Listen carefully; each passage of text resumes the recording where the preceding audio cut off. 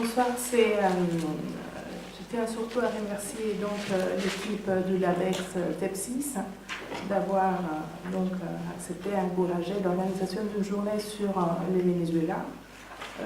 En fait, c'est une très bonne initiative car le laboratoire à lequel j'appartiens, le CESPRA, fait partie donc de ces LABEX. Et dont j'ai eu l'opportunité de participer et de recevoir du soutien institutionnel très important. Donc, c'est très bien de faire cette initiative sur un sujet qui occupe donc l'actualité française. Et forcément, il fallait donc faire quelque chose autour de cette actualité qui est mon sujet d'étude depuis beaucoup de temps. Donc, je tiens à remercier aussi le professeur Coufignal. On ne se voyait pas depuis presque la soutenance de ma thèse en 2007. Donc, un grand merci pour avoir accepté de participer. Et David Weinberger a accepté à la dernière minute d'être le président de la séance, car Stéphanie Schuller n'a pas pu venir, car elle a dû partir aux États-Unis pour suivre les événements de l'attaque terroriste à Orlando. Donc, on va s'organiser, nous allons faire des présentations et David a la grande qualité de poser toujours les bonnes questions et de gérer les débats et présider la séance. Donc, l'une des choses, en fait, en termes un peu de contexte, c'est le triomphe de l'opposition vénézuélienne en décembre 2015 et donc cette reconfiguration très importante qui peut désigner, d'une certaine manière, une transition politique. Une transition vers quelque chose qu'on ne sait pas très bien, parce que ça fait 6 mois qu'il y a donc une crise qui se prolonge. Bien sûr, dans les sciences humaines, on a toujours un peu peur d'utiliser les mots crise pour désigner tout et n'importe quoi, mais là, c'est vraiment une crise qui s'exprime dans en tout cas, on est dans un moment de transition et de changement extrêmement important et surtout d'incertitude. Je pense que c'est outre la tragédie sociale qui vit les pays, c'est une question de profonde incertitude qui signe le Venezuela. Donc j'ai fait cette présentation autour de deux paradoxes qui m'ont paru importants de souligner. Le premier, c'est un peu d'où vient cette crise. En fait, qu'est-ce qui est en train de s'effondrer maintenant, que c'est un peu ma manière de voir les choses. D'une part, c'est le grand paradoxe entre une énorme dépendance totale du revenu pétrolier. Le Venezuela, c'est un pays pétrolier, 5e producteur de pétrole, il détient les premières réserves mondiales, fondateur de l'OPEP, 100 ans de production pétrolière en 2015, premier puits en 1915. Donc, c'est un pays pétrolier. C'est pas un nouveau producteur, c'est un ancien producteur, et ça c'est un élément important. Donc, cet accroissement très important du revenu pétrolier qui a conduit qui dérive de la mise en place du modèle du président décédé, Hugo Chavez. Donc, la chute vertigineuse de la production de PDVSA, que j'ai mis là quelques minutes pour vous illustrer, c'est passé justement le mois de mai 2016, c'est la chute la plus importante de la production des 10 dernières années. PDVSA a produit 120 000 barils en moins pendant le mois de mai 2016. Donc, il y a un déclin très important des exportations d'origine non pétrolière et on est plus dépendant du pétrole aujourd'hui que dans les années 50. Donc, c'est un paradoxe, de certaine manière, cette énorme dépendance d'un marché global, volatile, etc. Et donc, l'autre paradoxe, c'est la révolution bolivarienne a toujours mobilisé d'une manière très importante rétablir une justice sociale au Venezuela et corriger donc les fortes inégalités sociales. via différentes ressources, allocations, missions, etc. Le problème, c'est qu'il s'avère ne pas être durable. Et on est en train les classes populaires vénézuéliennes sont en train de le vivre de manière très dramatique. Donc, il y a une chose qui me paraît importante, qui disent un peu les économistes, plutôt, bon, bien sûr, critiques du modèle qui a été instauré, parce que je soutiens que c'est un modèle. Un, c'est qu'on aurait pu éviter cette catastrophe, car la récession a commencé bien avant la chute du prix du baril, et c'est que les Vénézuéliens vivent, donc c'est l'effondrement de cette économie des importations, de cette économie portuaire des importations qui a été à la base de ces modèles. Donc, quelques données. La multiplication de la dette, d'une manière spectaculaire et incroyable, difficile à comprendre ici. Chavez a surendetté les pays. Le bolivar est une monnaie faible qui a été surévaluée et qui est surévaluée. Donc, ça crée des énormes différences dans les taux d'échange. Et en plus, il y a ce contrôle total de l'échange parce que c'est l'État qui reçoit les devises suite à la vente du pétrole dans les marchés internationaux en dollars.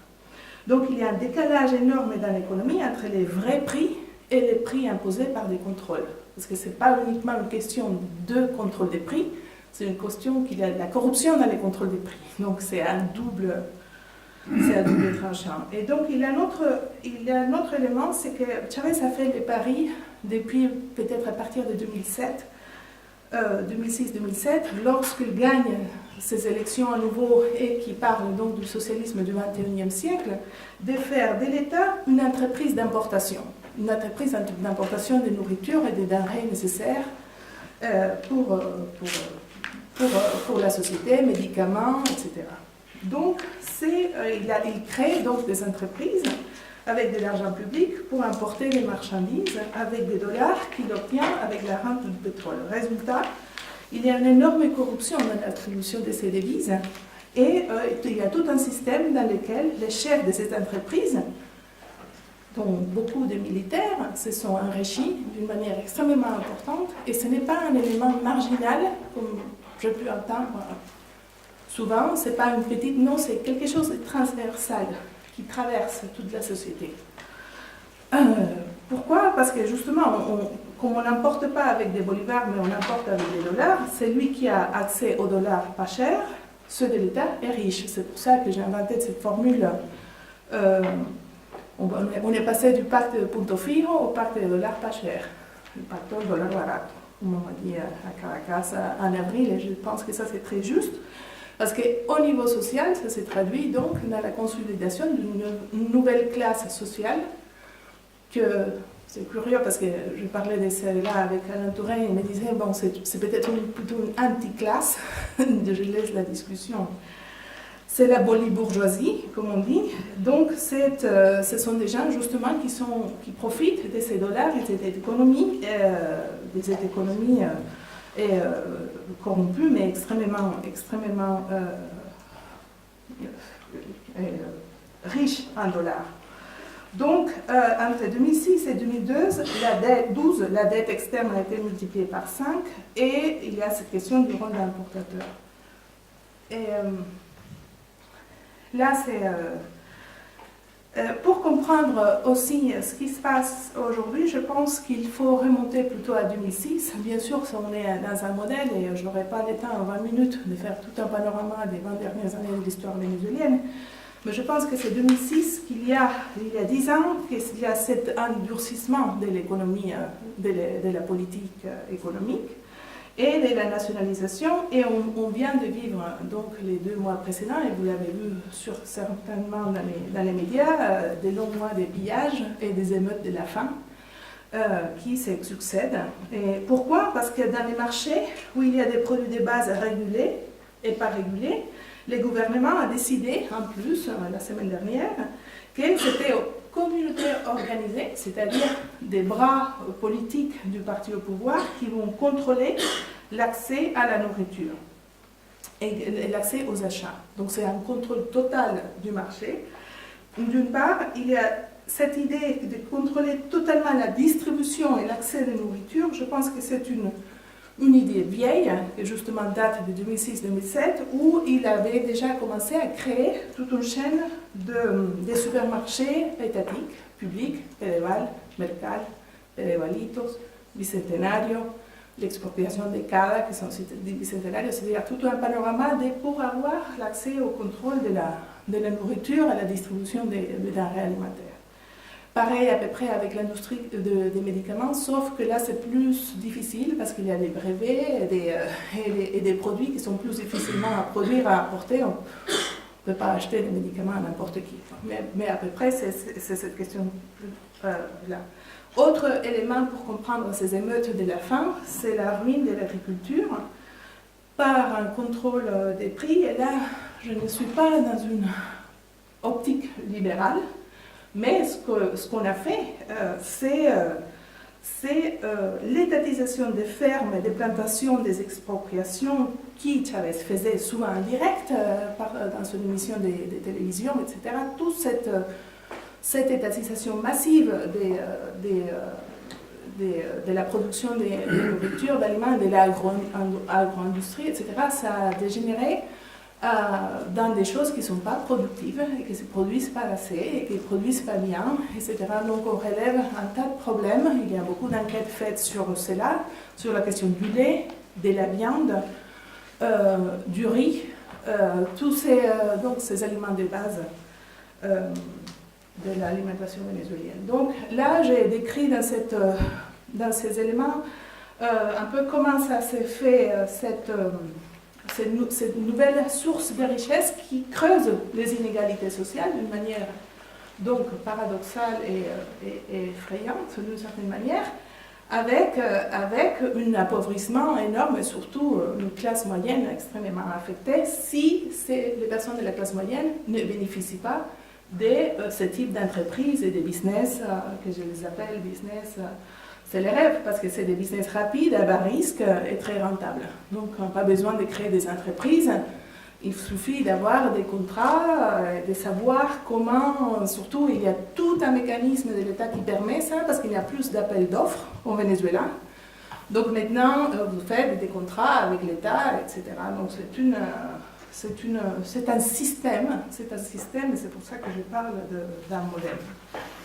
Donc, pour cette question de l'économie, donc l'inflation va atteindre cette année, à la fin de l'année, 700%. C'est la plus élevée du monde. Et la pénurie des denrées alimentaires a l'air de continuer de manière très forte, des médicaments, mais aussi d'eau et d'électricité, tout ce qui relève de l'infrastructure à cause du manque d'investissement dans l'infrastructure du pays. Il y a aussi une situation qui est plutôt effrayante, c'est que la Banque centrale du Venezuela n'a pas de devise. Même s'ils voudraient importer pour pallier la situation, ils se trouvent dans une situation qu'ils n'ont pas de l'argent. Et ça, c'est extrêmement inquiétant. Il y a en janvier de cette année, moins de 5 millions de dollars de devises sont rentrés dans le pays contre près de 3 milliards normalement. Donc le déficit il est énorme et c'est pour ça donc qu'on vend les réserves d'or. Il y a un tiers des réserves d'or qui ont été vendues les mois derniers dans les marchés internationaux. Donc il y a cette situation qui est tragique. Il y a quelque chose qui me tient un peu à cœur parce que je pense qu'elle est peu traitée dans la question des débats d'actualité dans la presse française. Et c'est la question de la situation de l'industrie pétrolière et des nouvelles situations à risque très profondes qui sont en train de vivre, donc les Vénézuéliens qui vivent dans l'industrie pétrolière et dans ce qu'on appelle les villes pétrole, etc. Il y a cette situation-là, j'ai mis une photo lors du grand déversement qui a affecté le rio Guarapiche à l'Estado Monagas, dans le sud-est du pays, en février 2012, et qui a causé la pollution de toutes les sources d'eau de la ville de Maturín, etc., et qu'on a nié, parce qu'il faut comprendre cet état de déni permanent de la part du gouvernement et des autorités de la situation catastrophique. Donc là, nous avons Eulogio del Pino, que c'est le président de PDVSA, qui est en train de voir un verre de l'eau de Huarapiche pour prouver qu'elle est potable.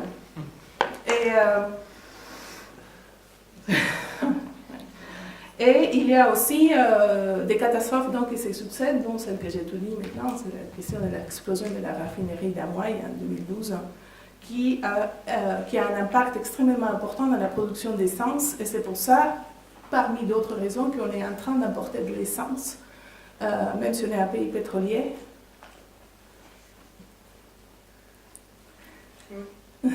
Et même si c'est un pays pétrolier, on est en train d'importer de l'essence. Donc là, j'ai mis une photo de cette catastrophe, dès l'explosion d'Amouaï de 2012. Donc,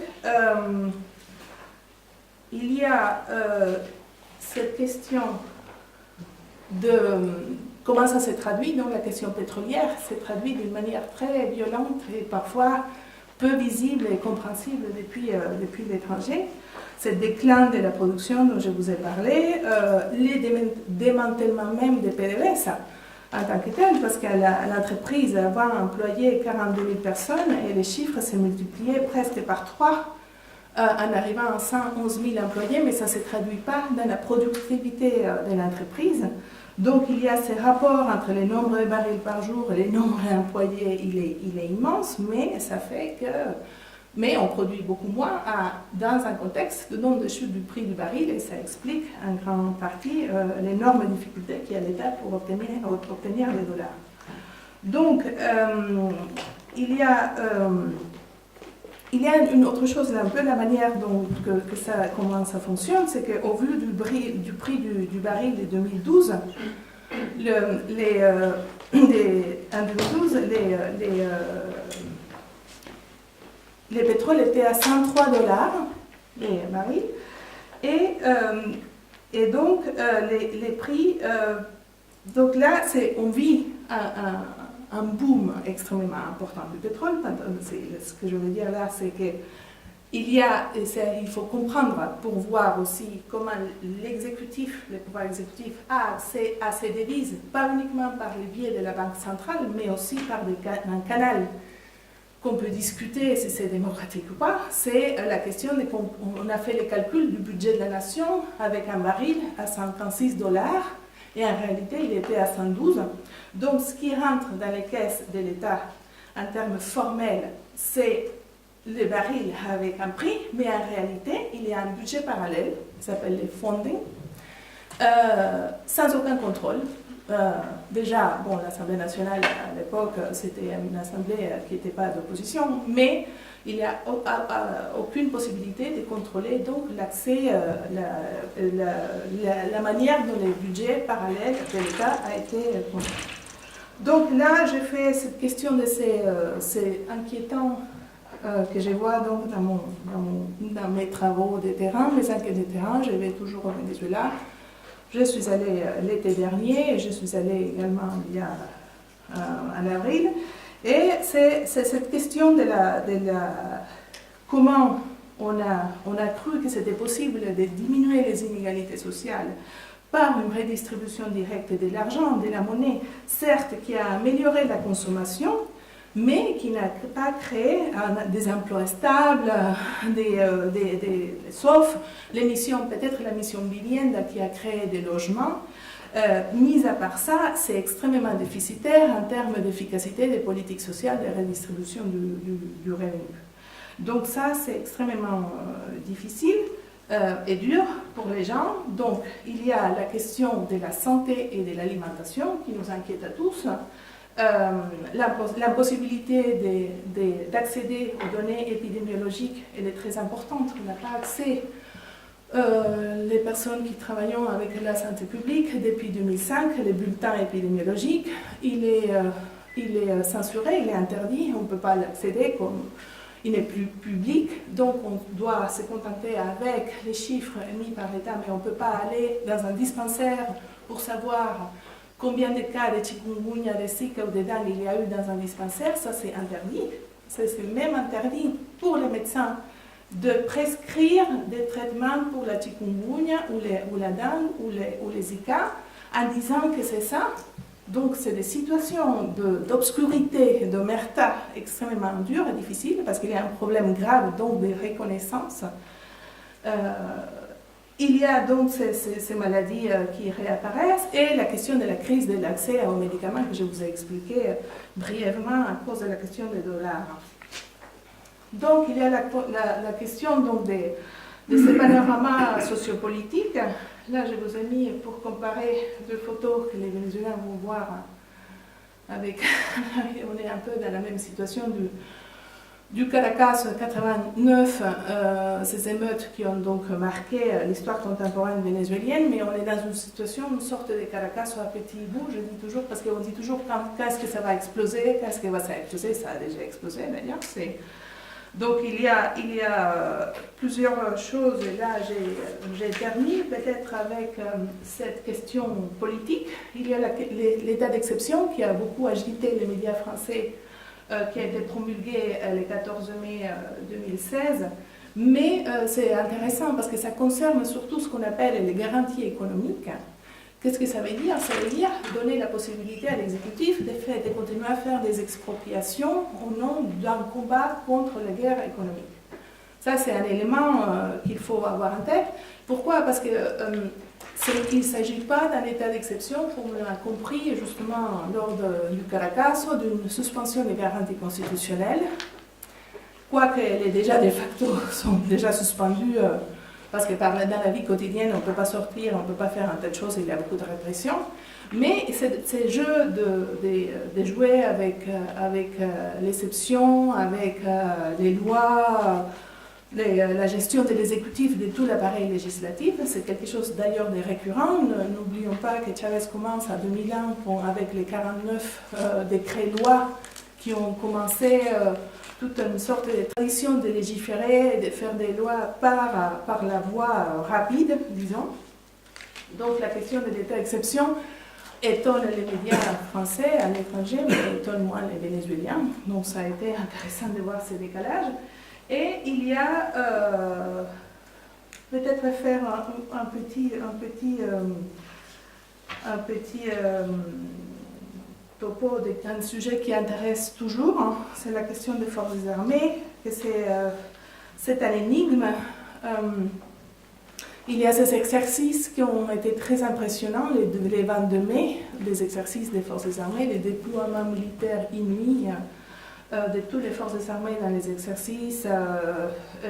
Et Maduro, il a dit que c'est parce qu'il s'est préparé à une éventuelle invasion étrangère, un coup d'État, etc. L'interrogation, la question que tout le monde se pose, est-ce qu'il y a une milice qui est armée ou pas? On ne le sait pas. Il y a en tout cas des opérations extrêmement lourdes, parce qu'il y a la question de la criminalité, dont David va vous parler peut-être plus tard, et qu'il peut répondre à des questions très pointues sur ce sujet. Et donc les dispositifs et toute la question de la réforme de la police et des nouveaux dispositifs pour combattre la criminalité, ça s'appelle maintenant les OLP, l'opération de libération et de protection du peuple. Et donc ce sont des prises des quartiers populaires qui constituent d'une certaine manière une sorte d'institutionnalisation d'un état de siège très adressé pour essayer de contrôler les bandes des criminels qui, paradoxalement, par les problèmes d'impunité et des manques d'institutions et de corruption de la police, se sont créés. Donc ça, c'est un peu la nouvelle, parce que quand nous avons fait notre recherche ensemble en 2013, on était en train de voir un peu toute cette question de la création d'une police nationale bolivarienne. Là, on a, la police nationale bolivarienne, elle est là, mais là, c'est un peu comme les opérativos, des opérations de force très costauds et avec beaucoup de morts chaque fois que ça arrive. Donc j'ai mis là la force armée bolivarienne parce que quand j'étais au Venezuela en avril, il y a le ministre de la Défense, Général Padrino López, qui a dit de toute façon, lorsqu'on l'interpelle, qu'est-ce que vous allez faire si jamais l'opposition fait un référendum et Maduro perd, qu'est-ce que vous feriez? Il dit d'une manière très énigmatique, les forces armées vénézuéliennes sont bolivariennes. Donc bolivariens, ça veut dire tout de suite qu'ils adhèrent au parti au pouvoir. Donc ça veut dire, mais il ne le dit pas d'une manière explicite.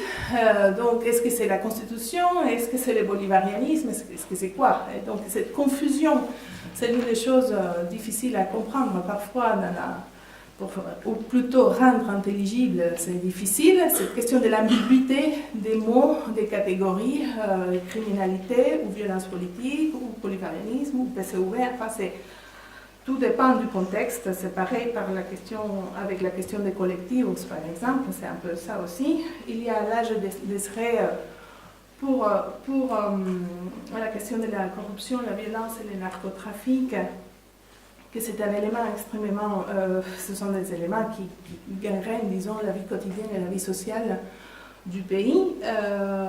Donc il y a, avec les chiffres validés par les programmes des Nations Unies pour le développement en 2005, Caracas, c'est la ville donc la plus dangereuse du monde, avec 111 homicides par 100 000 habitants, et le Venezuela, c'est derrière l'Honduras, avec 82 pour 100 000 habitants. Donc, plus la question de la situation des prisons, etc. Et la question, cette violence politique donc, qu'on a connue et qui est toujours difficile d'évaluer, de comprendre comment ça se passe. Il y a les mouvements de l'opposition en 2014, lorsque Leopoldo López a été emprisonné, qui a été donc de faire ces barricades et ces guarimbas, etc. Et ça a toujours amené à des disproportions très importantes dans l'utilisation des forces de l'ordre, cette incapacité donc de mener les choses avec un jeu politique. Il y a les collectifs très présents à ce moment-là, car ça commence avec un mort des collectifs, si vous vous souvenez bien, en 2014. Donc, il y a cette situation de violence qui est extrêmement dure. Donc, il y a la première chose, je voudrais bien qu'après David revienne sur ça, c'est ce chiffre effrayant de 14% de la drogue du monde transite par le Venezuela et qui nous explique comment ça fonctionne comme un hub, comme on dit.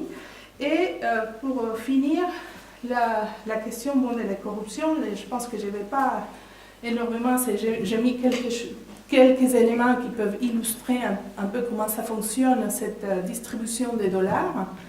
1 kilomètre des lignes du métro de Caracas coûte 300 fois plus que dans les marchés internationaux. Les voitures chinoises qui vendent les gouvernements, elles sont vendues à un prix extrêmement haut, en jouant avec cette question de ces différences, et en réalité elles sont achetées à 8 000 €. Enfin, il y a toute une série de mécanismes qui laissent entrevoir des niveaux de corruption assez effrayants, sophistiqués et transversaux, qui ne concernent pas qu'une petite élite, mais qui sont très intégrés dans la société. Et uniquement finalement pour la question d'un peu de perspective et de l'avenir, comment je vois les choses, parce que c'est un peu la question. Peut-être en termes de stratégie politique, ça serait intéressant d'essayer de rétablir les règles, c'est naïf de dire ça, de rétablir les règles du jeu démocratique dans l'Assemblée nationale et de faire de l'Assemblée nationale pas un espace uniquement de dénonciation, mais d'essayer de dialoguer, parce que c'est censé être là. Et là, il n'y a pas eu de possibilité de dialogue. On va me dire, oui, mais c'est une dictature, on ne peut pas dialoguer avec eux. Mais quand même, l'Assemblée, elle est là. Je ne sais pas comment le faire, mais il ne faut jamais oublier que l'opposition a un actif très important, ce sont les élections, les dernières élections extrêmement importantes, et les présidentielles dans lesquelles Capriles a presque gagné. Donc, surtout parce que lorsqu'on fait du terrain et qu'on parle avec les Vénézuéliens, ils veulent une sortie pacifique. Et c'est effrayant pour les gens l'idée d'un coup d'État. Donc ça, il faut profiter, cet engagement avec une sortie électorale de la part de la population. Et le gouvernement de Maduro est dans cette sorte de déni, très difficile à comprendre, même pour des secteurs du chavisme qui veulent sa tête, donc ne pas reconnaître cette situation désespérée. De toute façon, tout conduit, d'après les économistes, etc., tout va conduire à une certaine, et je suis là pour laisser la parole à M. Couffignal parce que c'est le sujet de son article, il termine avec ça aussi. Il y aura la nécessité de faire des programmes d'ajustement structurel extrêmement forts et douloureux et radicaux, avec des emprunts qu'il faudra faire, etc. Et la question, disons en termes de jeu politique, c'est un peu à qui on va attribuer la responsabilité de faire ces ajustements qui vont venir. C'est un peu la faute à qui. Donc là, j'ai fini.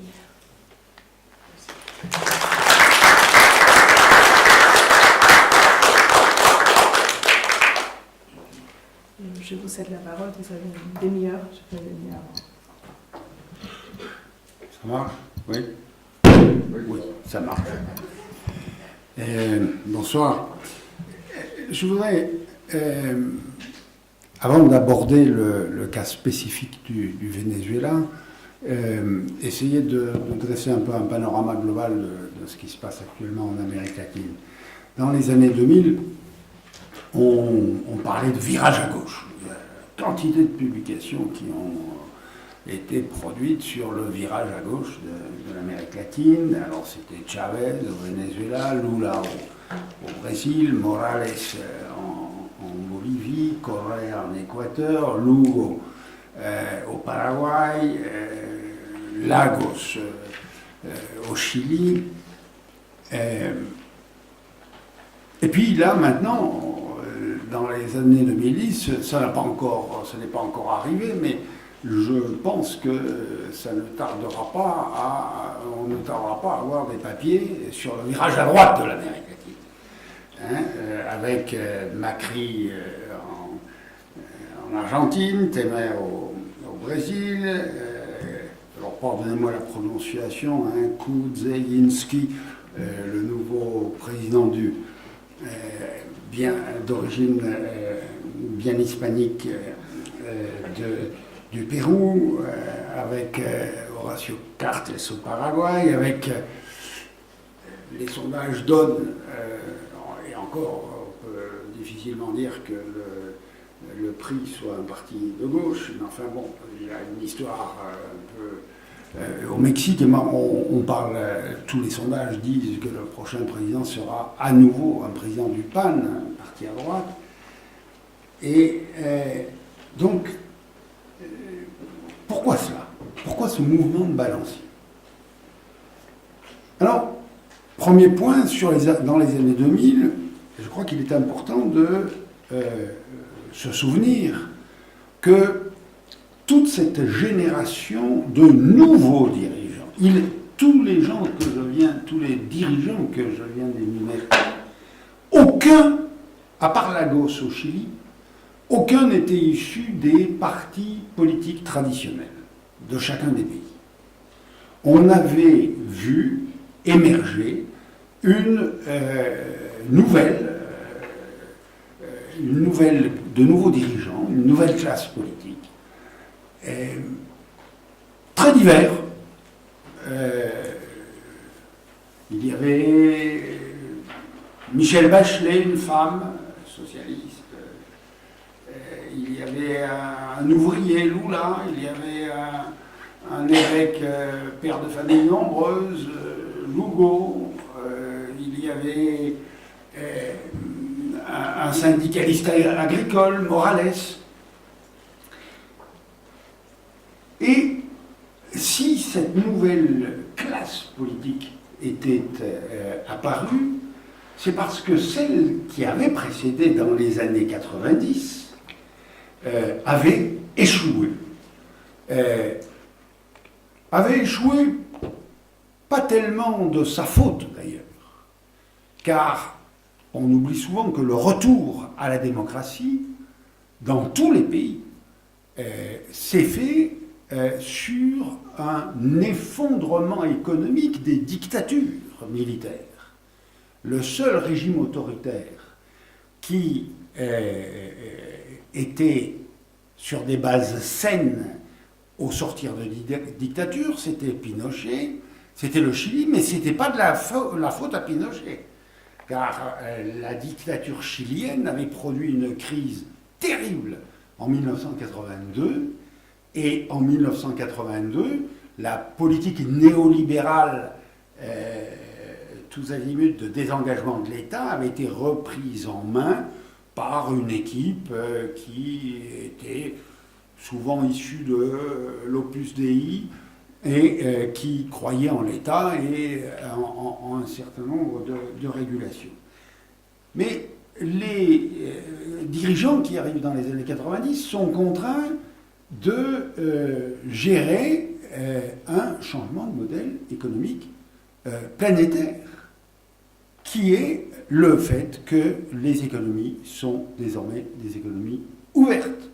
Or, la plupart des pays d'Amérique latine s'étaient construits sur des économies fermées, sur le modèle qui avait été promu par la Commission économique pour l'Amérique latine, la CEPAL, qui était ce qu'on appelait le modèle easy, d'industrialisation par substitution d'importation. C'est-à-dire qu'on ne laissait rentrer que les produits dont on était sûr qu'ils ne pouvaient pas être fabriqués localement. Et on avait des barrières douanières extrêmement fortes au Brésil, au Mexique, partout. Et les années 90, c'est l'ouverture généralisée.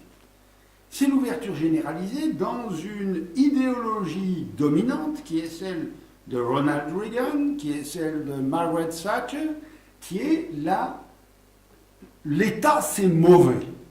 L'État c'est le péché majeur des économies. Si on veut faire redémarrer nos économies, il faut moins d'État.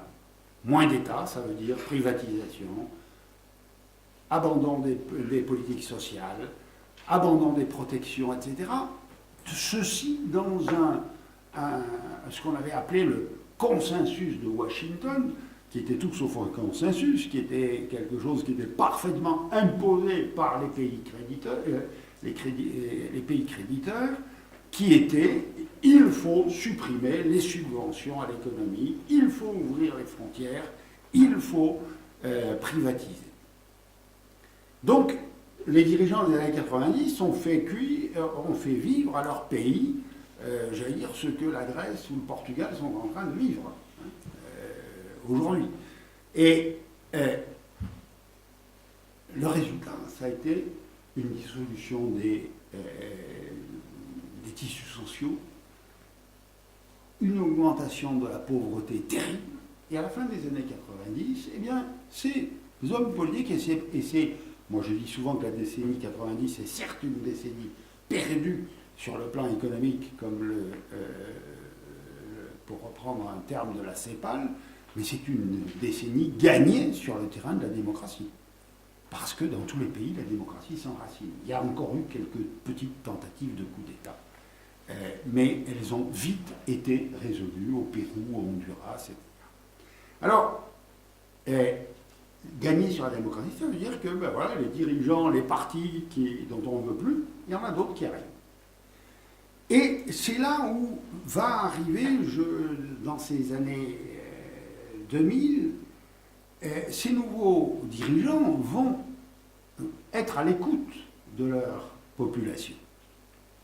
Et à l'écoute des besoins que cette population exprime. Et on va voir, entre autres, dans tous les pays, se développer des politiques sociales très importantes. Et c'est là où le Venezuela est singulier et où c'est la grande erreur, à mon sens, de Chavez. C'est que les politiques sociales que l'on voit se développer, qui avaient commencé à la fin des années 90 au Mexique, sous le programme Pronasol, qui est ensuite devenu le programme Progressa, qui avait commencé sous Cardoso au Brésil, mais que Lula va regroupé sous le nom de Bolsa Familia, et qu'on va voir se développer dans tous les pays, de droite comme de gauche, y compris dans la Colombie, qui était dirigée par Uribe à cette époque-là. On va avoir des politiques sociales, et c'est une invention brésilienne, de transfert, qu'on a appelé transfert monétaire conditionnel, et qui est lié à l'évolution de la pensée économique sur le développement, en particulier avec Amartya Sen, avec Paul Krugman, qui consiste à dire le progrès économique, c'est pas simplement avoir de l'argent en plus. C'est pas simplement avoir des conditions de vie meilleures. Le progrès économique, c'est être capable de s'adresser à l'administration, c'est avoir un niveau de formation suffisant, etc. Et ces politiques sociales de transfert monétaire conditionnel vont être, et ça a marché extrêmement bien au Brésil, qui est de dire, on a le panier de la ménagère qui est assuré, à la condition que les gosses aillent à l'école. Et tous les mois, on vérifie que l'obligation scolaire est remplie et que l'enfant n'est pas dans la rue en train de mendier ou faire autre chose. Ou alors la santé, les vaccinations. La santé au Chili, ça a été très très fort, ces transferts sur base de... Et donc un investissement dans le capital humain, et non pas simplement un investissement en termes monétaires. Au Venezuela, et c'est le seul pays, ça a été des politiques sociales purement assistantielles. C'est-à-dire qu'on n'a à aucun moment essayé de faire en sorte que ces apports monétaires qui étaient donnés à des couches sociales qui étaient dans la misère, qui étaient marginalisées, ça leur permettait de sortir de la misère. Il y a eu une réduction de la pauvreté considérable dans les années 2000. J'ai les chiffres là, mais certainement Paula, je les connaît par cœur, elle va m'énerver.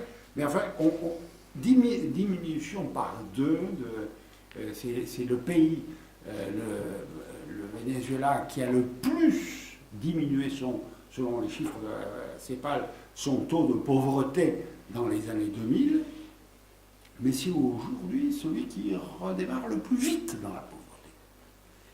Et on est là dans une erreur absolument stratégique en termes de politique sociale, de politique économique, de gouvernance. J'ajoute sur les autres terrains que tous les autres pays ont commis une autre erreur, qui a été de penser qu'avec le développement de la Chine et le besoin de matières premières qui tirait tous les pays dans ce nouveau modèle de développement, qui est un modèle de développement orienté vers l'extérieur. Alors c'est le cuivre au Chili, le Venezuela, le pétrole, mais l'Équateur, même chose, etc. C'est le soja en Argentine. Le Brésil s'est désindustrialisé dans les années 2000. Le Brésil, qui était le pays qui avait la plus forte infrastructure industrielle de toute l'Amérique latine, a vu une désindustrialisation très forte. On parle de reprimarisation des économies. Toutes les économies, sauf le Mexique. Et sauf le Mexique, pourquoi ? Parce que les multinationales nord-américaines ont investi dans la main-d'œuvre bon marché au sud du Rio Grande, et il y a des usines d'assemblage, etc. Ce qui fait qu'il demeure de la production de valeur ajoutée au Mexique. Mais dans la plupart des autres pays, on a vu le niveau de production de valeur ajoutée, de valeur ajoutée des produits baisser, parce qu'on croyait que la demande chinoise allait être permanente, que l'appel, la croissance chinoise serait durable, que l'appel de matières premières serait permanent. Alors, dans cette évolution, je crois que l'une des premières leçons, qui est une leçon sur l'ensemble de l'Amérique latine et plus particulièrement sur le Venezuela, pardon, c'est perdre l'illusion que le politique peut tout faire. Et ça a été bon, Chavez avait un tel charisme, un tel pouvoir de mobilisation qu'il n'a jamais mis en doute la capacité qu'il avait à prendre de bonnes décisions, parce qu'il avait un appui populaire très fort. Et à juste titre, bon, quand même, il y a eu une augmentation considérable du corps électoral vénézuélien pendant la période de Chavez. C'est quelque chose qu'on ignore souvent, mais plus de la moitié des pays d'Amérique latine ont le vote obligatoire et l'inscription libre. C'est-à-dire que si on veut ne pas voter, on ne s'inscrit pas sur les registres électoraux. Et peu de pays ont le vote libre. C'est le cas du Venezuela, c'est le cas du Mexique. Donc les taux, c'est le cas de la Colombie, mais le Brésil c'est vote obligatoire, l'Argentine c'est vote obligatoire, le Chili c'était jusqu'à il y a peu de temps vote obligatoire, etc. Donc les taux qu'on compare sont faux, parce que lorsqu'on va nous parler d'abstention, si on est dans un cas de vote obligatoire ou de vote libre, c'est pas du tout la même chose. Eh bien, historiquement, le Venezuela était un pays avec des taux d'abstention entre 55 et 60% aux élections. Plus de 20% d'électorats en plus se sont manifestés au cours des 13 consultations électorales qu'a convoqué Chavez ou qui ont eu lieu pendant la période de gouvernement de Chavez.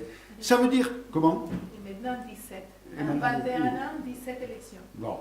Ce qui veut dire qu'il y a beaucoup de gens qui étaient marginaux dans la société socialement et qui étaient marginaux politiquement, qui maintenant sont rentrés dans la société politique et qui ont acquis un petit bout de classe moyenne, hein, ceux qui sont sortis de la pauvreté. Et lorsqu'on acquiert un petit bout de classe moyenne, on a envie de revendiquer, si on a élargi le corps électoral. D'où les grandes difficultés actuelles. Parce qu'avec le modèle économique qui est là, il est impossible de répondre à ces revendications. Alors, je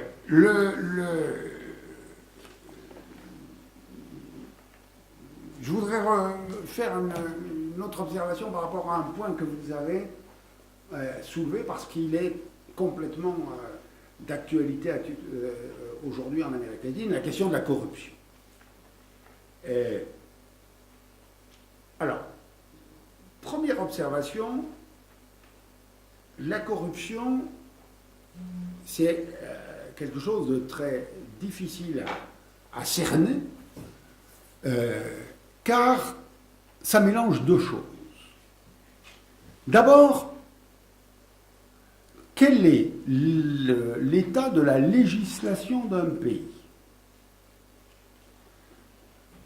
Dans certains pays, les lois vont dire corruption pour quelque chose qui dans d'autres pays ne l'est pas. Prenons un cas simple. Nous sommes en compétition électorale aux États-Unis, et aux États-Unis, toutes les semaines, en période, lorsque les deux candidats républicains et démocrates auront été désignés. Toutes les semaines, c'était en tout cas le cas dans toutes les élections précédentes, on publie le baromètre de l'argent qui a été récolté pour la campagne électorale. Et il n'y a aucune limite. Aucune. Entreprise, individu, aucune limite légale. En France, un ancien chef d'État, probablement futur candidat, ou en tout cas en compétition, il n'est pas encore déclaré pour être candidat aux prochaines élections, est poursuivi pour corruption, pour financement illégal de sa campagne électorale, ressources libyennes, etc. Droit français, on appelle corruption quelque chose qui, aux États-Unis, celui qui ramasse pas d'argent, c'est vraiment un mauvais. Hein, c'est celui qui est pas bon dans le ranking. Donc, attention, quand on parle de corruption, il faut voir ce que le droit local appelle corruption. Et on ne peut pas comparer si on n'a pas ces données. Deuxième point, c'est l'aspect éthique, moral. Et là, bon, vous avez des systèmes politiques qui l'acceptent tout à fait. Aujourd'hui encore, par exemple, c'est un mode de fonctionnement du système politique nippon. Un révolutionnaire mexicain, grand héros de la révolution mexicaine, a défini le mode de gestion du Mexique qui allait naître de la révolution. Il avait dit, je ne connais personne qui peut résister à un coup de canon de 100 000 pesons.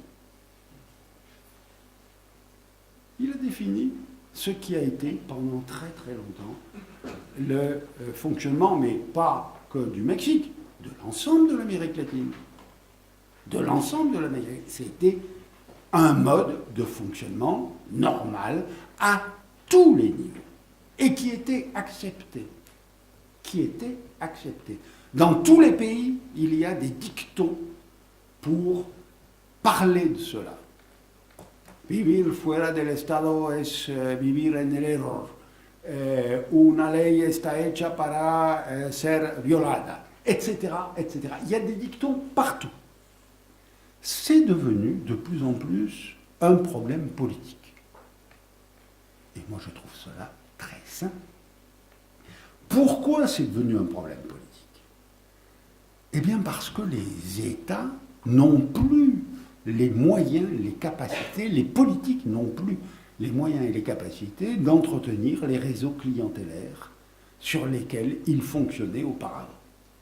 Et à partir de ce moment-là, si le politique s'en met plein la poche, mais n'a rien à offrir en contrepartie à son électorat, ça devient inacceptable.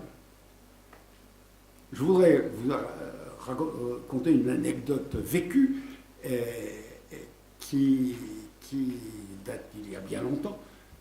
1er septembre 1982. J'atterris à Mexico ce jour-là et c'était la fin de la présidence de López Portillo et avait éclaté les affaires de corruption de la fin de son mandat. Et je demande au chauffeur de taxi, mais enfin bref, pourquoi tout d'un coup ça éclate, le Mexique, ça a toujours fonctionné comme ça, qu'est-ce que c'est que cette histoire? Et il me dit, el problema no es que haya robado, el problema es que no haya repartido. Le problème, ça n'est pas qu'il a volé, le problème c'est qu'il n'a pas distribué. Et vous avez là le surgissement du problème politique de la corruption. Ce qui se passe au Brésil aujourd'hui, et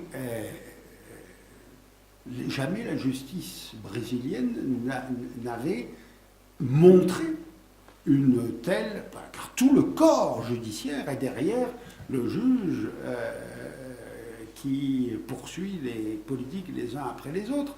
Et pourquoi le corps judiciaire est-il derrière ces juges, ce petit juge, Lava-Jato? C'est un ancien laveur de voitures. C'est de là que vient le terme qui est employé actuellement. Et tout le corps judiciaire et la police est derrière. Pourquoi? Parce que la population en a marre. Et moi je trouve que ceci est très sain. Ça n'existe malheureusement pas encore au Venezuela. Il n'y a pas de mouvement d'ampleur contre la corruption qui soit de l'ampleur de celui que l'on voit au Brésil, ou même ces jours-ci, hier, au Chili, contre Michelle Bachelet, ça avait démarré avec son fils, mais maintenant, elle a voulu faire passer une loi au Chili pour empêcher les fuites de l'appareil judiciaire vers la presse lorsqu'il y a des enquêtes, et il y a un mouvement de rejet par rapport à ça. Alors, c'est très compliqué, il n'en demeure pas moins que le Venezuela est le pays le plus corrompu d'Amérique latine, et dans le classement de Transparency International, il est en 158e position sur 168 pays. C'est-à-dire qu'il est vraiment très très loin. La corruption est partout, à tous les niveaux, et en particulier dans le corps qui devrait être le moins perméable à cela, qui est l'armée. Et pourquoi l'est-il? Parce que là encore, erreur de gouvernance économique, mais probablement aussi parce qu'il y a le modèle cubain qui servait d'exemple à Chavez comme à Maduro. Les militaires ont été placés à la tête et dans tous les rouages des secteurs étatisés de l'économie. Et à partir du moment où ils sont là, eh bien, et qu'il y a une culture historique de la corruption, ça fonctionne. Alors, moi je suis extrêmement pessimiste, et j'en termine puisque la demi-heure est terminée, extrêmement pessimiste sur ce qui va se passer. Pourquoi? Parce que le pays est exsangue. Il a failli être en défaut de paiement de la dette à la fin 2015, puis à nouveau en février-mars 2016. Il y a 2 grosses échéances qui arrivent en octobre et novembre prochain, et il n'y a plus aucune ressource. Vous le disiez, on a vendu l'or, on a envie de le bas de laine, etc. La Chine a acheté la dette en 2015 et début 2016. Mais elle ne va pas continuer longtemps. Parce que là aussi, il y a des intérêts stratégiques. La Chine, quel intérêt politique et stratégique aurait-elle à porter à bout de bras le Venezuela? Le Venezuela a perdu son pouvoir géopolitique avec la mort de Chavez. Avec, d'une part, la mort de Chavez, avec, d'autre part, le fait que Petrocaribe est de moins en moins un instrument de politique internationale. Donc, l'intérêt politique, je me trompe peut-être, mais je vois mal quel est l'intérêt politique et économique de la Chine à continuer à soutenir le Venezuela. Alors, s'il y a une rupture de paiement à l'automne prochain, c'est une catastrophe économique. Encore plus. Alors, Vous disiez que la population veut, c'est juste, veut une sortie pacifique, et c'est tout à l'honneur de cette population de dire on veut la démocratie. Je ne serais, en ce qui me concerne, pas étonné qu'il y ait une solution un peu avec ce qui s'était passé au Honduras il y a 2 ans, c'est-à-dire à l'intérieur de l'armée, non pas les hauts gradés, parce qu'ils sont tous dans des rangs de situation, mais des colonels, souvenons-nous que lors de sa tentative de coup d'État, au début des années 90, Chavez, c'était un colonel. Il y a des colonels qui fassent un pronunciamiento et pour très vite remettre le pouvoir aux civils, provoquer des élections et remettre le pouvoir aux civils. Sinon, ça c'est une première hypothèse. La deuxième hypothèse, c'est déjà crise et donc un chaos qui va se généraliser en tout état de cause, quelle que soit la sortie quelle que soit la sortie de crise. Les futurs gouvernants n'auront pas la tâche facile parce qu'ils ne pourront pas, à mon sens, éviter une cure d'austérité à la grecque dans ce pays qui est habitué à tout avoir. Voilà. Voilà, je vous remercie.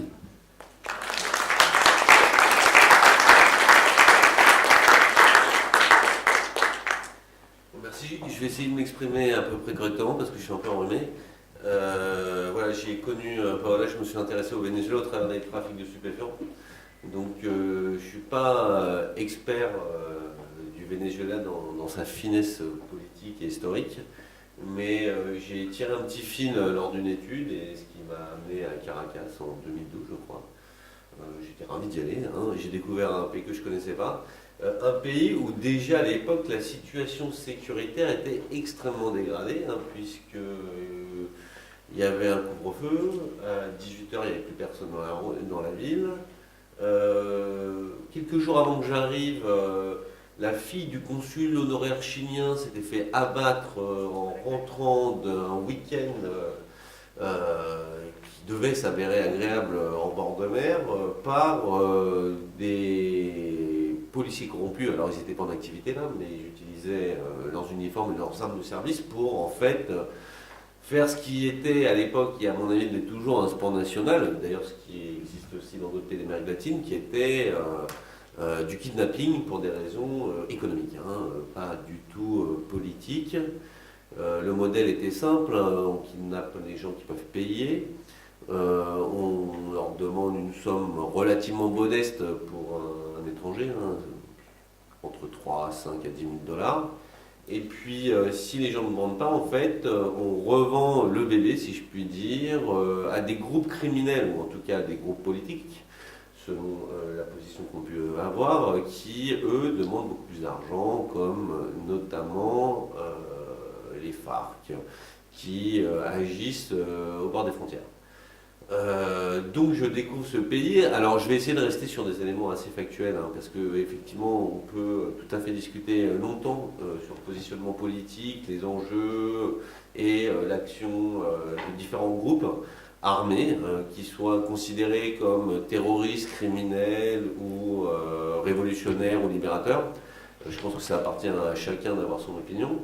Mais ceci dit, ce sont des groupes armés qui agissent sur des business, dont celui qui m'intéresse le plus, qui est le trafic de drogue, et notamment le trafic de cocaïne.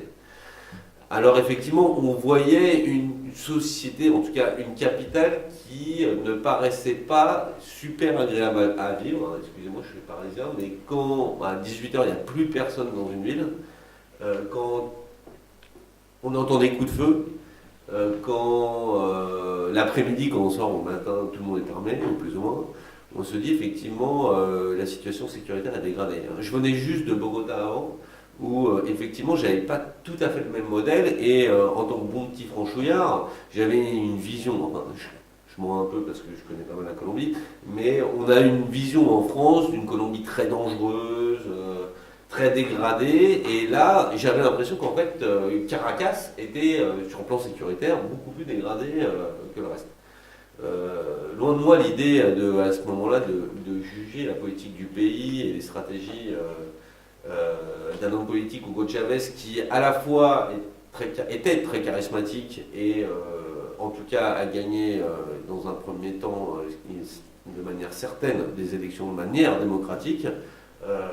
Donc je regardais ça de manière très modeste.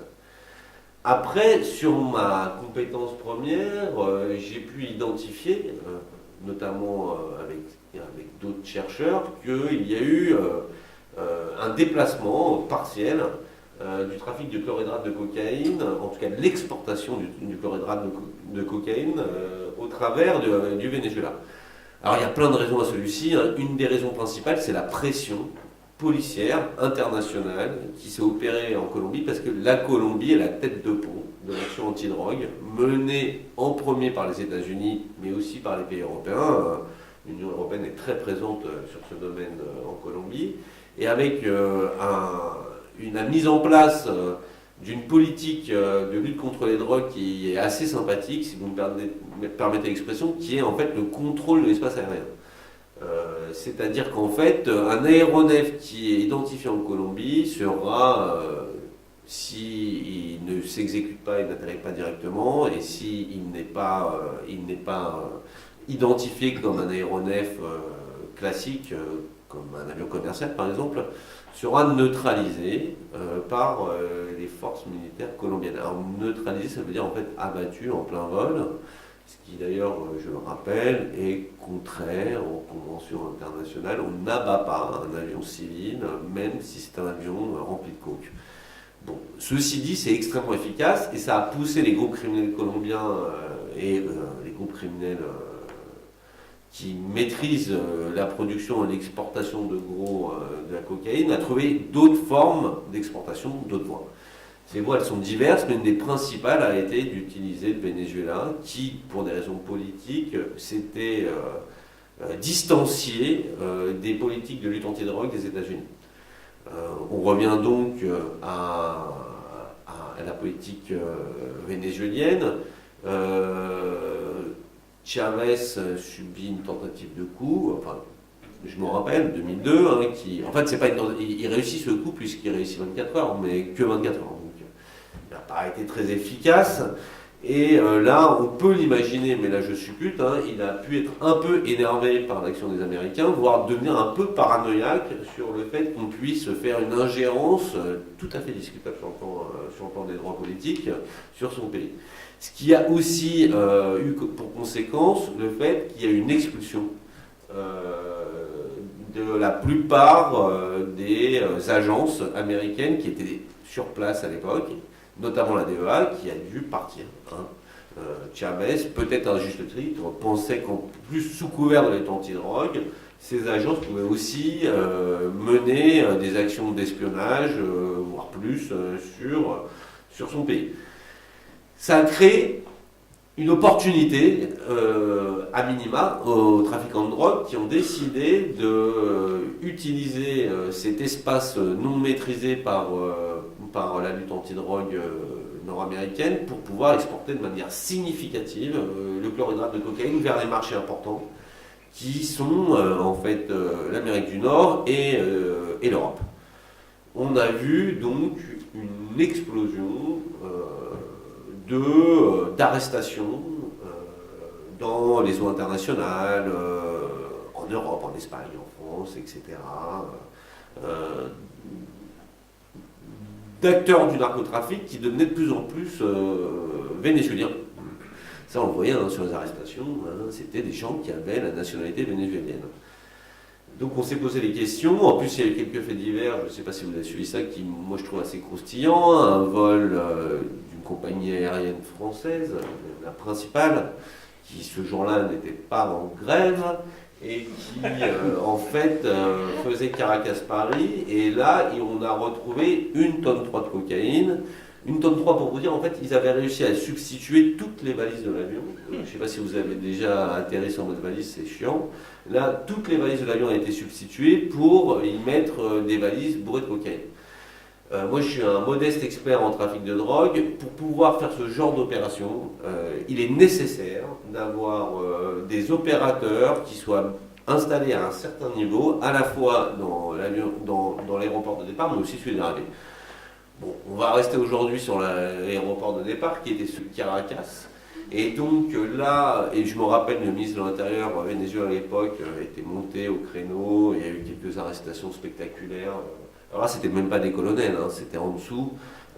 Une vingtaine d'officiers vénézuéliens ont été arrêtés, mais ça, en fait, ça suffit pas pour monter ce type d'opération. Et l'explosion de ce modèle me semblait montrer qu'il y avait une action coordonnée avec des gens de très haut niveau qui pouvaient se permettre de pouvoir exporter de la cocaïne en gros, en très gros.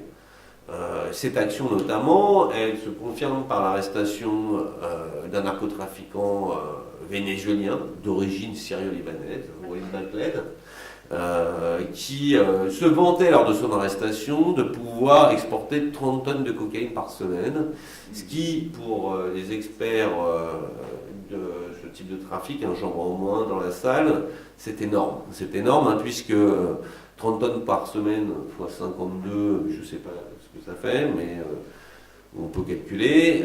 Pour vous dire, on estime à peu près la production globale de chlorhydrate de cocaïne mondiale à 1000 tonnes.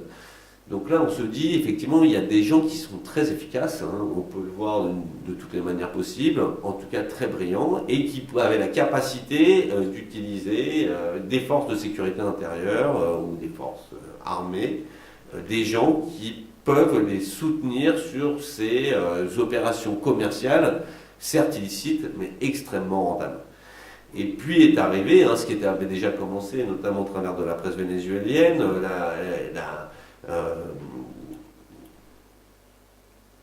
on a vu apparaître ce qu'on a appelé le cartel de Los Soles. Alors le cartel de Los Soles, c'est quoi? Moi je trouve que c'est un joli nom, ça pourrait faire un nom de film ou de roman très sympa. Ça renvoie au fait à l'implication des militaires, et notamment de la garde nationale qui était devenue à cette époque-là bolivarienne, qui, à la différence des Français ou des Américains, n'ont pas des étoiles pour indiquer le niveau de général qu'ils sont, mais des soleils. Alors quand on parle de soleil, de cartel de Los Soles, c'est-à-dire qu'on indique en fait qu'il serait possible qu'il y ait des opérateurs de narcotrafic qui soient en place depuis quelques années, ou qui a été en place au Venezuela et au plus haut niveau. Puisque, je le rappelle, en fait, malheureusement pour lui, il le regrette sûrement, mais un colonel n'a pas de soleil, ce ne sont que les généraux, en fait.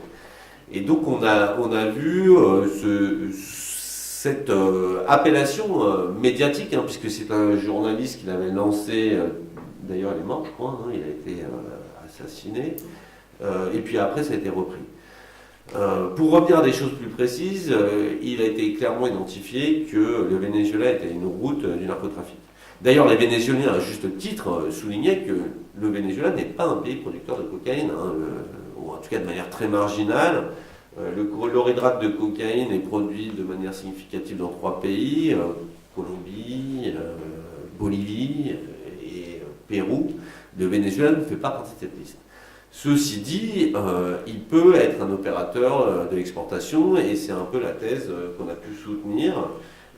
Et on a pu le soutenir notamment en tirant un peu plus le fil de la situation sécuritaire dans un endroit où en fait il était relativement facile de pouvoir payer. Alors corrompre, oui, c'est une manière de le terme, mais moi j'irais même plus loin en fait, de voir tout un pan des forces de police et militaires être criminalisées.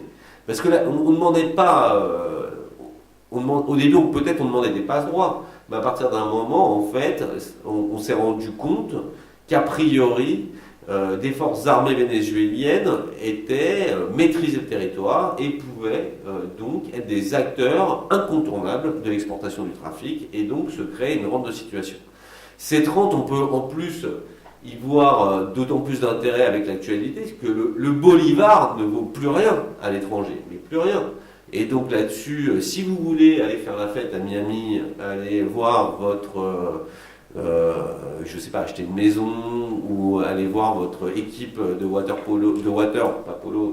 polo, excusez-moi, je suis un peu fatigué, de polo jouer en Floride et payer tous ces braves gens, votre bolivar ne vous servira à rien. Donc là, le narco-dollar est très utile et même si on prend la distance par rapport à une analyse politique de la situation, ce qui est certain, dans tous les régimes, c'est que l'argent intéresse plein de personnes et qu'on l'a vu partout. Quel que soit le modèle politique, il y a toujours des gens qui veulent de l'argent et qui veulent encore plus d'argent. Donc on est arrivé à cette situation, c'est là où j'ai rencontré Paola, qui travaillait plutôt sur une commande sur en fait la déliquescence du système sécuritaire au Venezuela. On était en 2013-2014. Et c'est vrai qu'on s'est intéressé avec Paola à cette évolution et en se demandant si au bout d'un moment, en fait, le niveau de déliquescence des forces de sécurité, de la police, de l'armée, et la justice aussi, hein, parce qu'il y a eu quand même quelques cas assez sympathiques. Hein. Je me rappelle d'un jeune homme qui était juge à la Cour suprême du Venezuela, à Ponte, qui d'ailleurs semblait avoir des liens avec Walid Maclet, puisque Walid Maclet, quand il se fait arrêter à la frontière colombienne, a laissé passer la Ponte, a laissé passer pour qu'il puisse se balader un peu partout au Venezuela. Ce même à Ponte, qui vit aux États-Unis aujourd'hui, travaille a priori pour des agences américaines et passe son temps à la télévision, dans la presse, à critiquer le gouvernement vénézuélien, ce qui est bien son droit dans une démocratie, hein, qu'on ait tort ou on ait raison. Une démocratie permet de critiquer les choses, donc il le fait, mais cette personne semble un petit peu particulière. Bon, c'est un cas pour exprimer le fait que s'il y a corruption, elle ne touche pas que les forces de police et de l'armée, elle pourrait toucher aussi la justice. Et aussi, la question qu'on se demandait, en bon sociologue, c'était de savoir si à un moment le degré de corruption, de déliquescence de la justice ne rend pas un problème qui devient majeur, c'est comment fait-on justice, même localement, quand on ne peut plus aller voir le juge ou la police. Comment on règle un problème mineur, hein, je dirais un conflit de voisins, une engueulade sur une autoroute, un conflit commercial, si on ne peut plus voir sa police et sa justice. Eh bien, on utilise des forces supplétives. Alors voilà, ça peut être les lynchages, on peut s'armer pour pouvoir aller faire justice soi-même. On peut aussi, ce qui semble apparaître aussi au Venezuela, trouver des groupes qui vont pouvoir faire violence pour vous. En tout cas, on se retrouve dans une situation où l'état de droit semble un peu malmené. Alors, j'en suis resté là sur la situation sécuritaire pour être très honnête, et puis après j'ai pu voir, comme vous tous en fait, eh bien, ce qui s'est passé par rapport à l'actualité vénézuélienne, une population qui n'a plus accès à la nourriture aujourd'hui. À l'époque, je me rappelle, on appelait ça la crise du papier toilette. Je trouvais ça sympa, je trouvais ça assez marrant. La crise du papier toilette s'est transformée en une crise des matières premières principales, parce que en fait, on peut survivre sans papier toilette, hein. Il y a d'autres options. Par contre, quand on n'arrive plus à manger, quand on n'arrive plus à trouver les matières premières pour survivre, pour que ces enfants puissent avoir une croissance normale, là, le souci devient extrêmement important. Et là, je reviens tout à fait à votre propos, on se demande quel va être le futur du pays, au-delà de considérations politiques, quand le peuple ne mange plus à sa faim depuis des mois, quand j'imagine le marché noir fait sa loi, et quand, a priori, la crise des institutions régaliennes qui doivent réguler ce genre de choses est extrême. On va se poser des questions. Je pense aussi qu'aujourd'hui, cette situation ne peut être réglée en interne que par un pouvoir extrêmement fort, voire dictatorial, hein, tout dépend de la manière dont on se le pose, et que le principal perdant de cette situation sera clairement le peuple vénézuélien. Je vais être très court et m'arrêter là. Je vous remercie.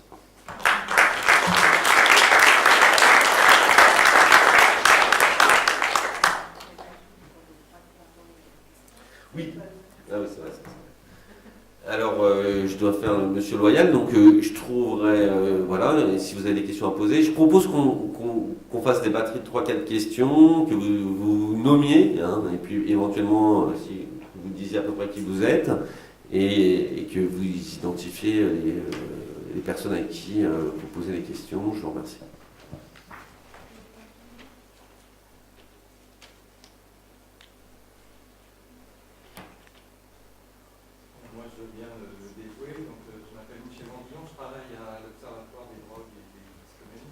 Français des drogues et des toxicomanies. J'ai une question pour Paola. Vous parlez de militarisme compassionnel, mais j'ai quand même cru, je ne suis pas du tout un spécialiste du Venezuela, mais j'ai cru comprendre qu'au début, au démarrage du projet chaviste, il y avait quand même, au-delà du caractère compassionnel et redistribution des richesses, il y avait quand même un projet de renouer avec une politique plus ou moins protectionniste, de substitution d'importation, on en a parlé, renouement avec la politique des États latino-américains dans les années 30, et vous dites qu'effectivement un des échecs aussi du chavisme retentissant, c'est qu'on a le Venezuela, après X années d'expérience chaviste, n'a jamais été aussi dépendant des exportations de pétrole. Il n'arrive d'ailleurs même plus à exporter. Donc est-ce qu'il y avait bien au départ dans l'idéologie bolivarienne ce projet quand même de réindustrialiser le Venezuela à partir de la rente pétrolière et de trouver des alternatives au pétrole? Voilà, la deuxième petite question, c'est, alors là, en fin de détail, j'ai vu qu'il y avait dans une des diapositives, vous avez parlé de Podemos, j'aimerais en savoir plus, parce qu'ils se présentent aujourd'hui comme des chevaliers blancs qui ont renouvelé un peu une gauche sclérosée, donc je suis étonné que je n'avais pas du tout entendu parler de cette histoire de corruption. Et puis troisième point, c'est une question à David Van Berger, est-ce qu'il pourrait parler aussi du rôle des FARC dans le trafic des drogues et de l'importance des FARC au Venezuela? C'est aussi un des aspects du bolivarianisme. Merci Michel pour toutes ces questions très intéressantes. Et il y a peut-être d'autres questions aussi, et puis on répondra, peut-être qu'on fera des familles de questions. Pierre Rigoulot, Institut d'Histoire Sociale. Je voudrais savoir un peu plus de choses sur l'unité, les divisions au sein de l'opposition. Est-ce qu'il y a des différences de stratégie en son sein? Merci. Avec 4 questions, on se lance. Honneur à Paola.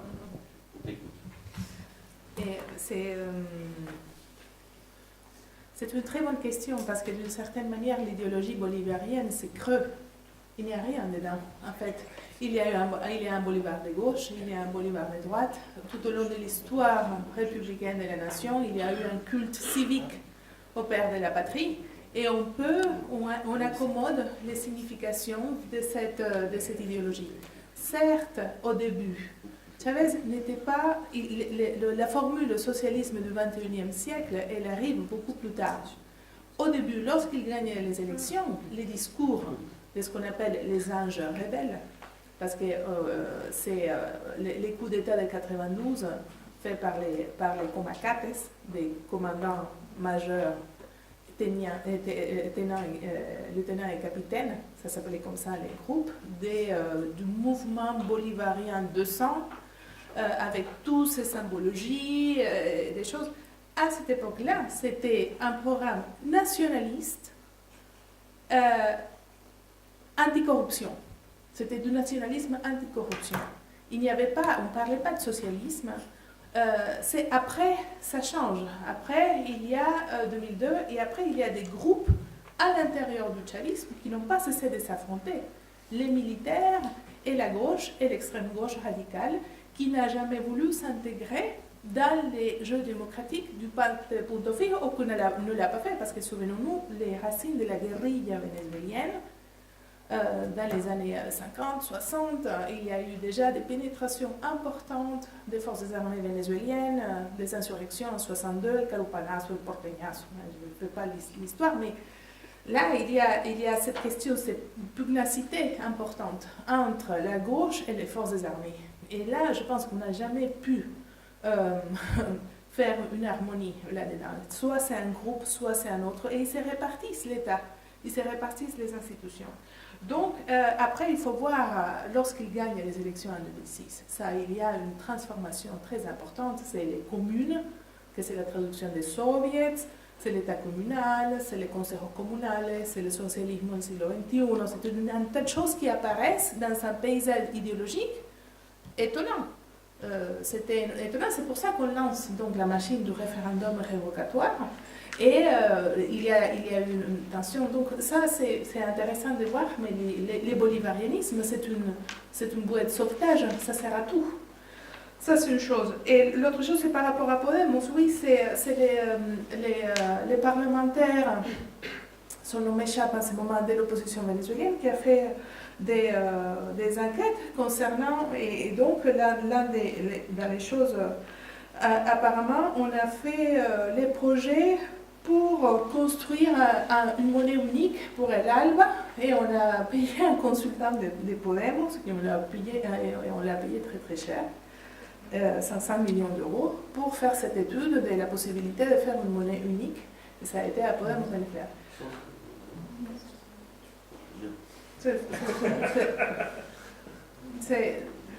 Mais comment avoir accès, il y a les questions des Panama Papers, par exemple, que c'est le Venezuela, c'est le principal pays de l'Amérique latine, avec des choses extraordinaires.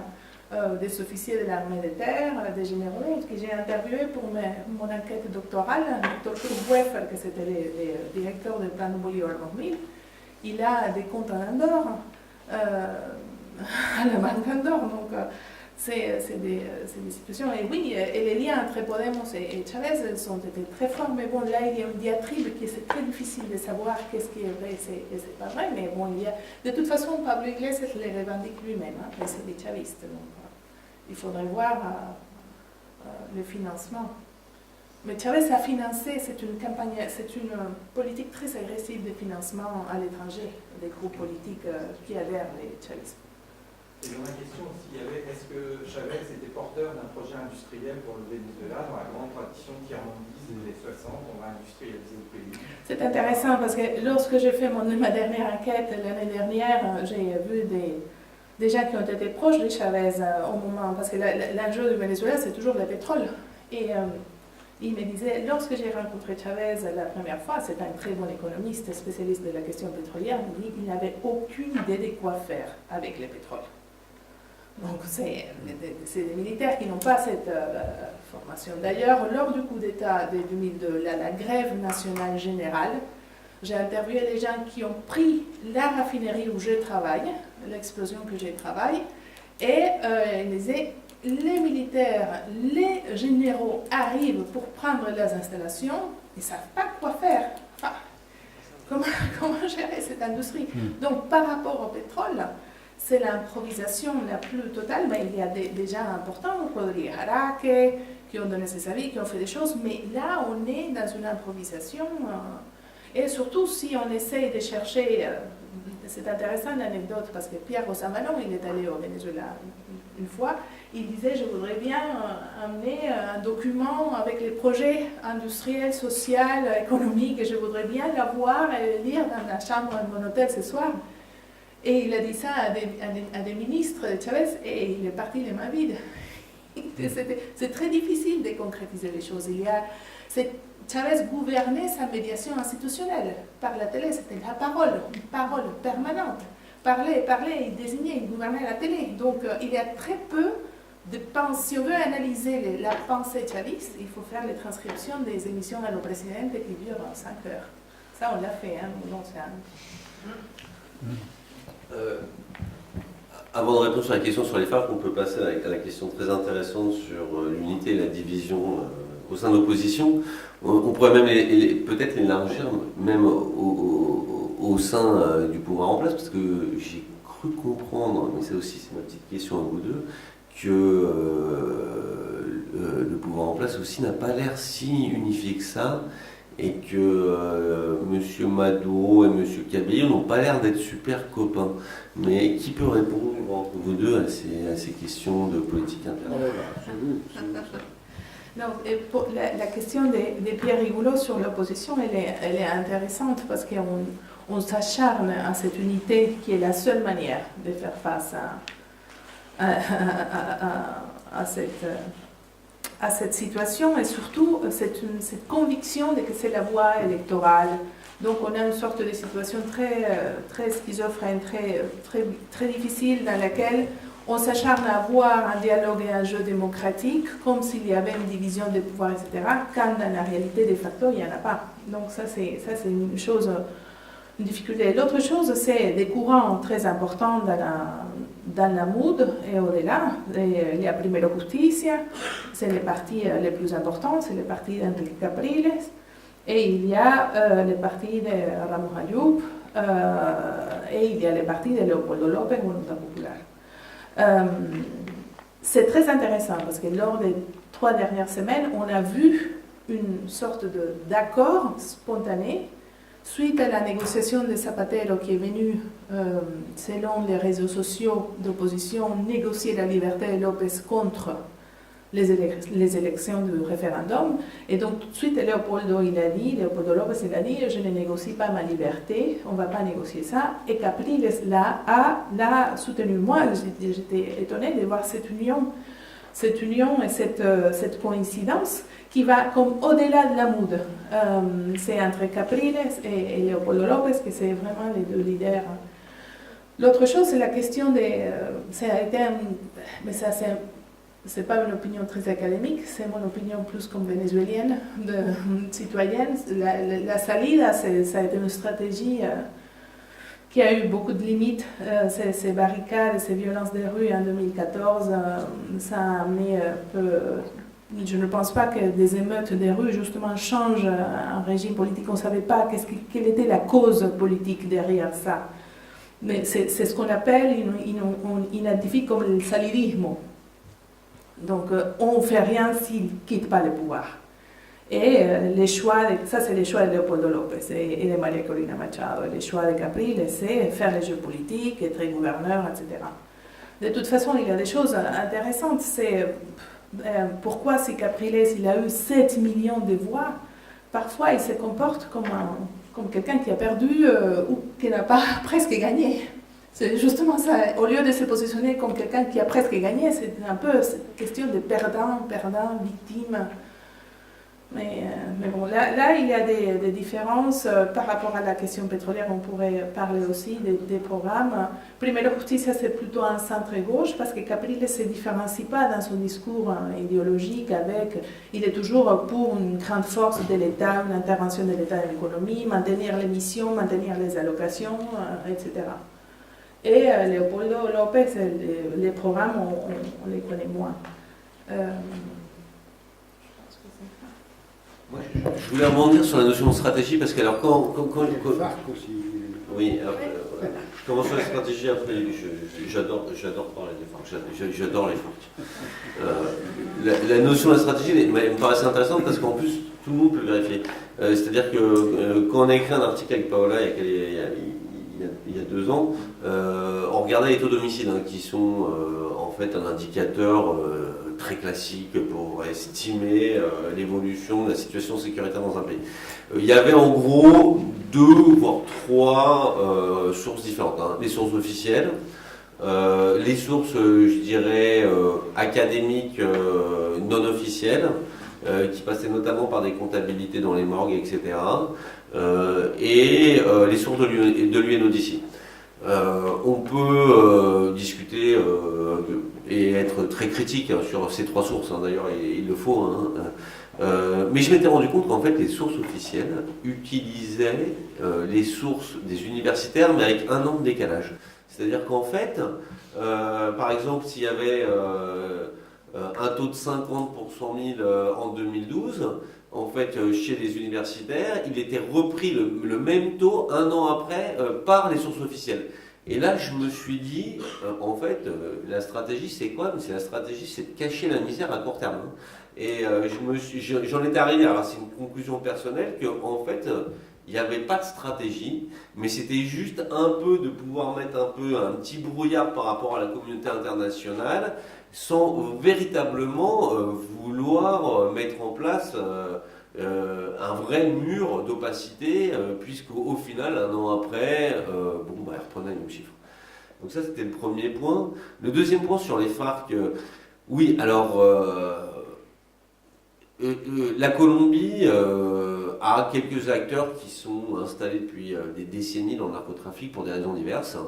Les FARC, mais aussi ce qu'on appelle les paramilitaires, hein, les UAC qui sont censés avoir disparu sous Uribe. En fait, elles se sont reconstituées en groupe criminel beaucoup plus spécialisé que les forces de police colombiennes appellent, j'adore ce nom, les BACRIM, pour les Bandas Criminales Emergentes.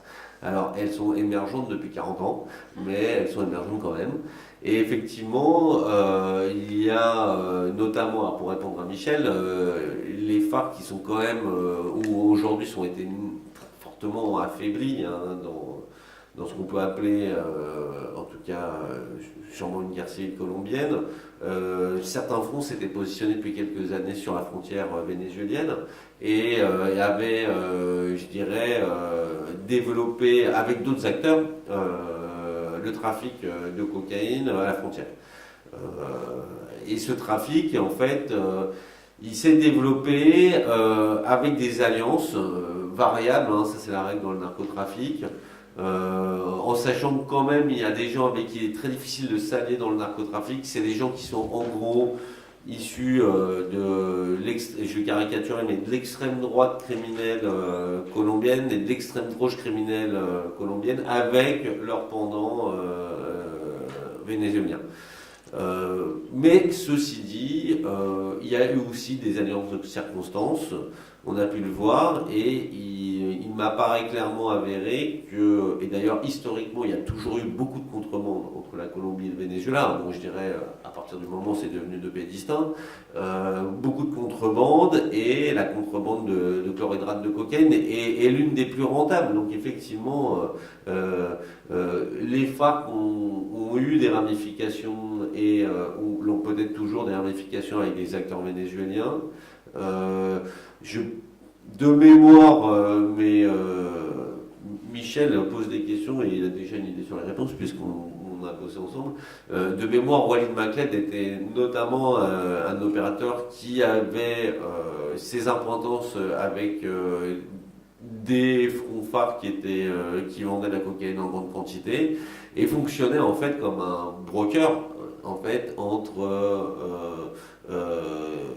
les acheteurs et les vendeurs et prenait sa commission en utilisant notamment des groupes armés officiels, mais dont l'intérêt était de maîtriser le territoire. Puisque l'idée était de pouvoir faire sortir la cocaïne du pays sans qu'elle puisse se faire saisir. Et c'est une idée générique dans le trafic de stupéfiants. Donc voilà. Alors on peut revenir sur des petits points sympathiques, mais quand Walid Makled a été arrêté, il était notamment propriétaire d'une boîte d'exportation à Puerto Cabello, ce qui est toujours sympa, en tout cas de mon point de vue, pour pouvoir exporter de la cocaïne en gros. Il était aussi propriétaire d'une compagnie aérienne. Celles-ci ont été rachetées à l'arrestation de Walid Makled, hein, selon mes informations, et effectivement, les acheteurs sont surprenants, puisqu'il semblerait que ce soit à l'époque des hauts fonctionnaires des forces armées bolivariennes.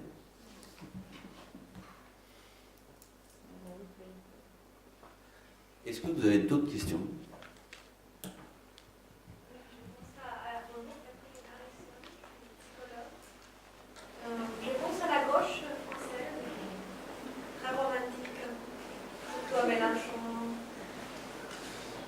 gauche qui a toujours admiré Chavez, qui a toujours très bien parlé de Chavez. Aujourd'hui, je pense à François Hollande qui garde silence total. Et j'ai l'impression que la France se réveille d'une sorte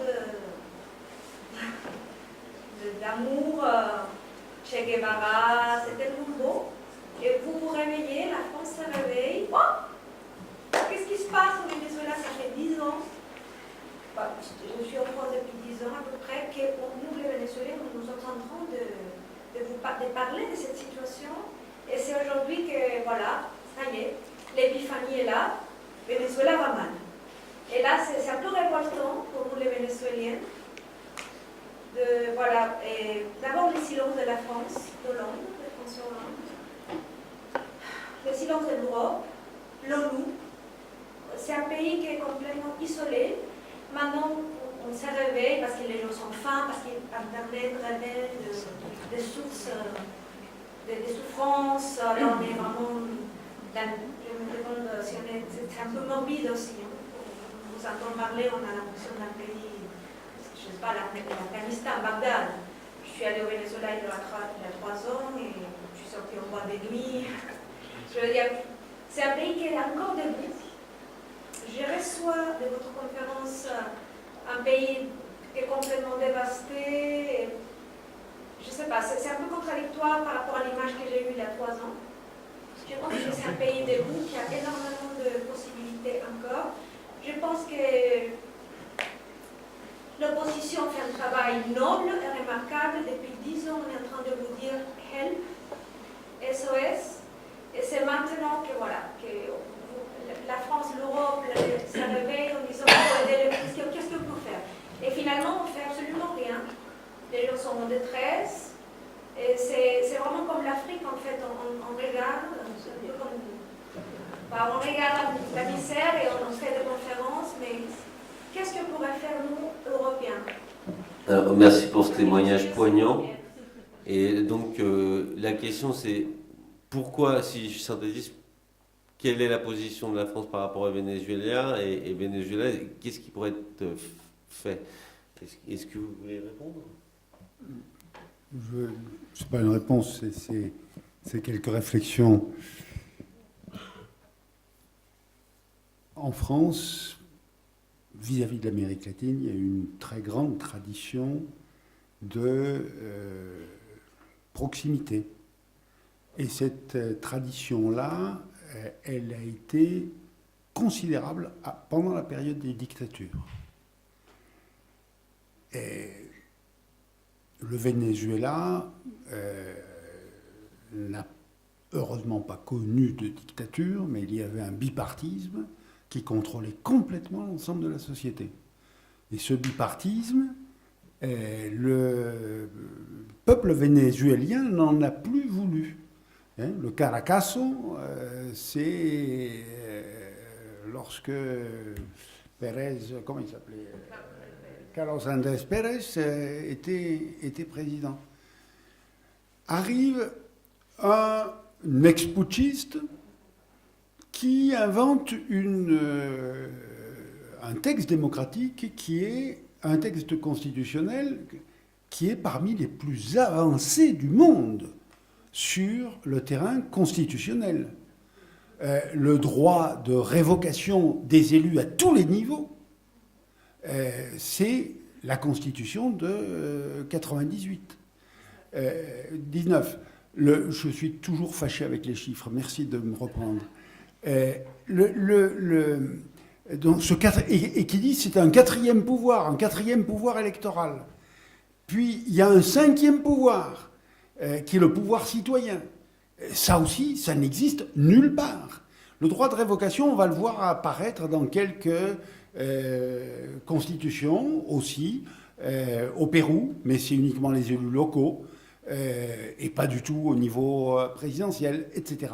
Donc, une constitution extraordinairement progressiste, et je vais vous conter une anecdote. Chavez, nous l'avons reçu à la Sorbonne, en tout petit comité, à l'invitation du recteur de l'époque, qui était, je l'ignorais, quelqu'un qui avait fait sa coopération au Venezuela.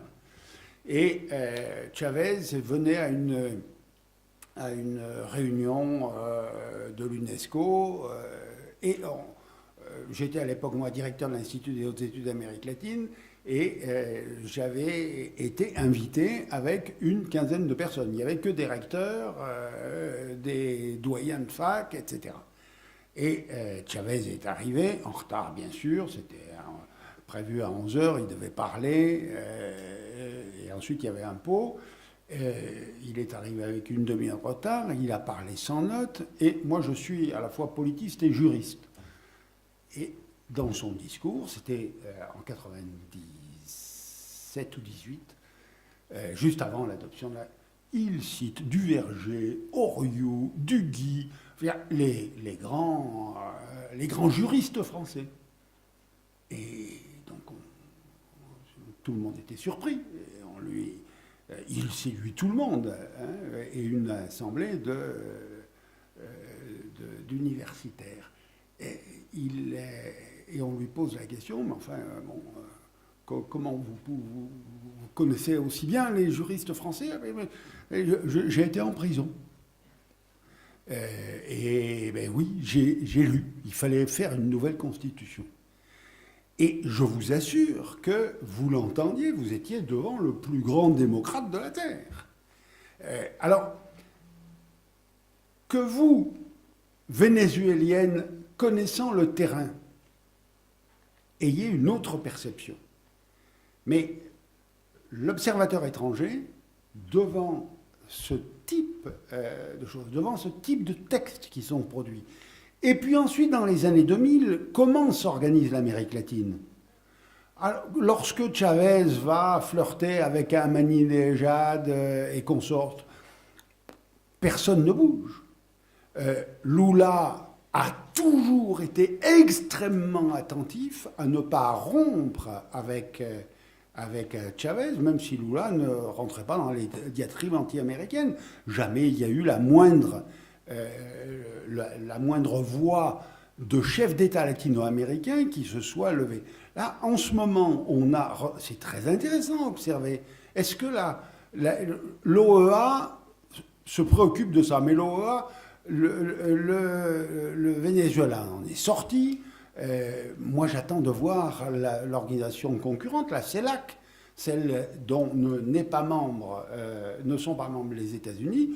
On a vu l'UNASUR, on a vu la CEGIB commencer à bouger un peu, mais on n'a encore rien vu du côté de la CELAC.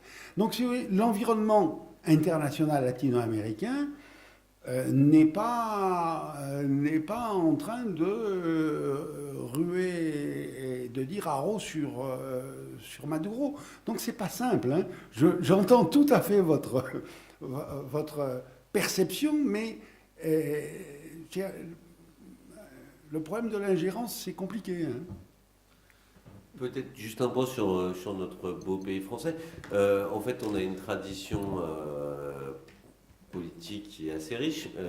Ceci dit, si vous avez peut-être remarqué, depuis quelques années, à la fois notre capacité de réflexion politique diminue légèrement, et en plus, en fait, notre capacité d'action à l'extérieur se réduit comme peau de chagrin. On reste quand même dans une zone qui est quand même la zone d'influence des États-Unis, hein, l'Amérique latine. Et pour finir, malheureusement, à part ceux qui lisent une presse payante et qui s'ouvre vers l'étranger, les principaux médias français préfèrent parler des bouchons au péage de Saint-Arnoux pour les départs en vacances que de crise politique majeure. Donc en fait, les Français s'en foutent. Et c'est triste, mais c'est une réalité.